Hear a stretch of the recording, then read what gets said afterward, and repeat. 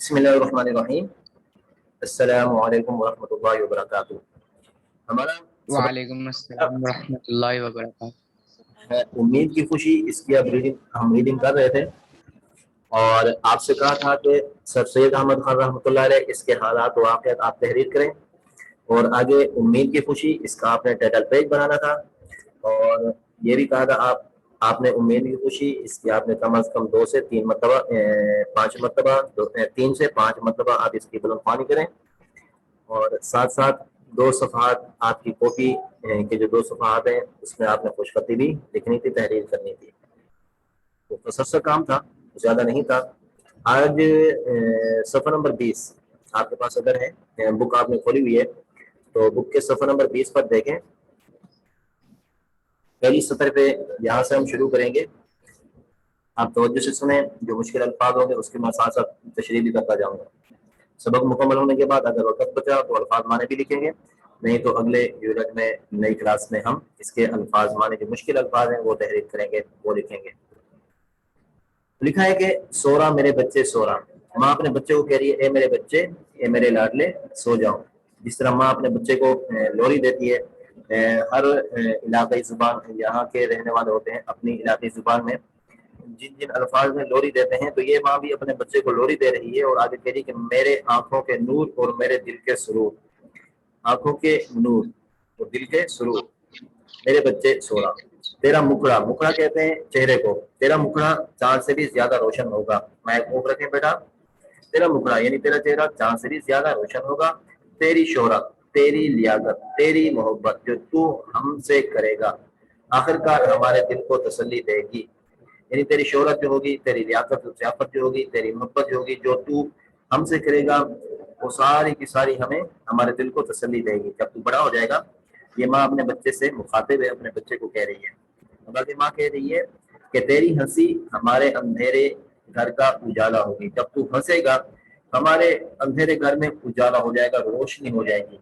تیری پیاری پیاری باتیں، بچے گفتگو کرتے ہیں، ماں باپ کو ان کی گفتگو اچھی لگتی ہے۔ کیا کہہ رہی ہے ماں کہ تیری پیاری پیاری باتیں ہمارے غم کو، جو ہماری پریشانی ہوگی، تیری میٹھی باتیں ہمارے غم کو دور کر دیں گی۔ تیری آواز ہمارے لیے خوش آئند راگنیاں ہوں گی، جو تیری آواز ہوگی وہ ہمارے لیے ہمارے دل کو سکون پہنچائے گی۔ راگنیاں یہ گیت جس طرح گائے جاتے ہیں، گیت کے اندر جو ایک راگ ہوتا ہے، ایک سر لگا کر کوئی آواز نکال کر اس کو راگ کہتے ہیں۔ سورا میرے بچے سورا، اے ہماری امیدوں کے پودے سورا۔ پودے کہتے ہیں چھوٹے چھوٹے پودے ہوتے ہیں جو جس کو دیکھ کر دل کو اچھا لگتا ہے اور طبیعت میں ایک خوشی دوڑتی ہے۔ تو ماں کہہ رہی ہے کہ اے میرے امیدوں کے پودے سورا، بولو جب اس دنیا میں ہم تم سے جدا ہو جائیں گے تو تم کیا کرو گے؟ ماں بیٹے کو کہہ رہی ہے کہ بتاؤ مجھے، جب ہم اس دنیا سے جدا ہو جائیں گے، تم سے بچھڑ جائیں گے تو تم کیا کرو گے؟ تم ہماری بے جان لاش کے پاس کھڑے ہو گے، تم پوچھو گے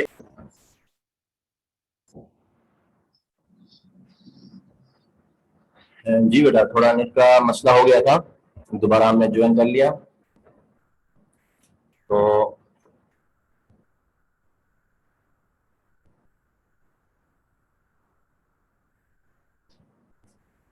ہم کہاں پر تھے؟ ہاں، ماں کہہ رہی ہے کہ جب تم ہماری قبر پر آ کر ہمیں خوش کرو گے، ٹھنڈی آنکھ بھر کر کہہ رہی ہے کہ ہم نہ ہوں گے اور تم ہماری یادگاری میں آنسو بہاؤ گے، ہمیں یاد کر کے تم رو گے۔ اپنی ماں کا محبت بھرا چہرہ، اپنے باپ کی نورانی صورت یاد کرو گے، ہمیں یاد کر کے تم رو گے۔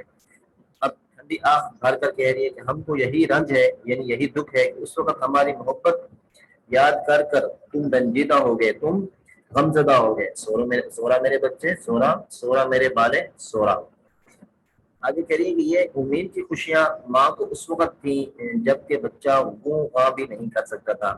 یہ ساری امید اس وقت تھی ماں کو اپنے بیٹے کے ساتھ جب بچہ بول بھی نہیں سکتا ہے، مگر جب وہ ذرا بڑا ہوا اور معصوم ہنسی سے اپنی ماں کے دل کو شاد کرنے لگا، یعنی ماں کے دل کو خوش کرنے لگا اور اماں اماں کہنا سیکھا، اس کی پیاری آواز ادھورے لفظوں میں اس کی ماں کے کان میں پہنچنے لگی۔ آنسوؤں سے اپنی ماں کی آتش محبت، یعنی محبت کی جو آگ ہوتی ہے بھڑکانے کے قابل ہوا، پھر مکتب سے اس کو سروکار پڑا، یعنی مکتب سے یعنی جہاں سے تعلیم حاصل کی جاتی ہے، کوئی بھی تعلیم ہو، دینی ہو یا دنیاوی ہو، رات کو اپنی ماں کے سامنے دن کا پڑھا ہوا سبق غم زدہ دل سے سنانے لگا، اور جب کہ وہ تاروں کی چھاؤں میں اٹھ کر ہاتھ منہ دھو کر اپنے ماں باپ کے ساتھ صبح کی نماز میں کھڑا ہونے لگا، اور اپنے بے گناہ دل، بے گناہ زبان سے، بے ریا خیال سے خدا کا نام پکارنے لگا۔ آگے نئے صفحے کی طرف چلتے ہیں، صفحہ نمبر 21، صفحہ نمبر 21۔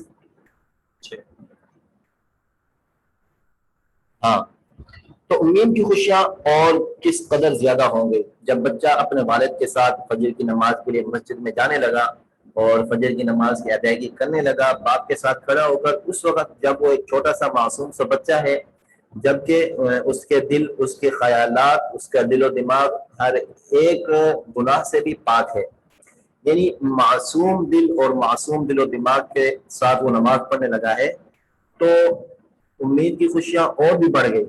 اس کے ماں باپ اس معصوم سینے سے سچی ہمدردی دے کر کتنے خوش ہو گئے ہیں۔ اب کہہ رہی ہے ماں، ہماری پیاری امید، تو ہی جو مہد سے لحد تک ہمارے ساتھ رہتی ہے، یہی وہ امید ہے جو ہمیں مہد سے یعنی ماں کی گود سے، لحد یعنی قبر کی گود تک، قبر تک، ماں کی گود سے قبر تک ہمارے ساتھ رہتی ہے، یہی وہ امید ہے جو ہمارے ساتھ ہر وقت شامل حال رہتی ہے۔ دیکھ وہ بے گناہ قیدی، بے گناہ قیدی کون ہے؟ اس سے مراد حضرت یوسف علیہ السلام ہے، کہ اندھیرے کنویں میں 7 تہ خانوں میں بند ہے، اس کا سورج کا سا چمکنے والا چہرہ زرد ہے، بے یار و دیار، غیر قوم، غیر مذہب کے لوگوں کے ہاتھوں میں قید ہے، بوڑھے باپ کا غم اس کی روح کو صدمہ پہنچا دے، باپ بوڑھا ہے، وہ اپنے بیٹے کی جدائی کے غم میں رو رہا ہے، اس کے دل کو صدمہ پہنچ رہا ہے کہ قید خانے کی مصیبت، اس کی تنہائی، اس کا گہرا اندھیرا اور اس پر اپنی بے گناہی کا خیال اس کو نہایت ہی رنجیدہ لگتا ہے، وہ اپنے بیٹے کو بار بار یاد کر کے روتا رہتا ہے، اور جو قیدی ہے یعنی حضرت یوسف علیہ السلام، وہ تنہائی میں ہے اور قید خانے کی مصیبت اور تکالیف ساری جھیل رہے ہیں، اور قید خانے کا جو گھٹا ٹوپ اندھیرا ہے اس پر اپنی بے گناہی کا خیال، یہ ساری چیزیں بھی ہیں، اور ساتھ ساتھ اس کو اپنی بے گناہی کہ اس گناہ نہیں کیا اس نے، لیکن اس گناہ نہ کرنے کے باوجود بھی اس پر گناہ کا الزام لگا، اور اس الزام کو وہ سہ کر اور اس کو برداشت کر کے بہت ہی زیادہ رنجیدہ ہوتا ہے۔ اگر اس وقت کوئی اس کا ساتھی نہیں ہے، یعنی بالکل اکیلا تنہا، اس کو کوئی ساتھی نہیں، مگر اے ہمیشہ زندہ رہنے والی امید، تجھی میں اس کی خوشی ہے۔ لیکن ایک ہی چیز ہے جو انسان کو زندہ رکھتی ہے ہر مایوسی کے وقت، جو اس کو ایک نئی روشنی دکھاتی ہے، وہ کیا ہے؟ وہ امید ہے۔ یہ ہمارا سبق تھا امید کی خوشی، جس کو ہم نے پڑھا۔ دوبارہ ایک مرتبہ پھر آپ ذہن نشین کر لیں کہ سر سید احمد خان رحمۃ اللہ علیہ، اس کے حالات و واقعات لکھنے ہیں آپ نے، امید کی خوشی اس کا آپ نے ٹائٹل پیج بنانا ہے، اس کے بعد اپنی کاپی کے 2 صفحات آپ نے خوش خطی تحریر کرنی ہے، ٹھیک ہے؟ یہ ہمارا سبق اس کے غلامخوانی ریڈنگ مکمل ہوئی، اور آپ کے ذمہ یہی کام ہے کہ آپ نے بھی اس کی کم از کم 3 سے 5 مرتبہ غلامخوانی کرنی ہے، اس کی ریڈنگ کرنی ہے۔ اگلے دن انشاءاللہ تعالی ہمارے مشقی سوالات اور اس کے جوابات کا سلسلہ شروع ہوگا۔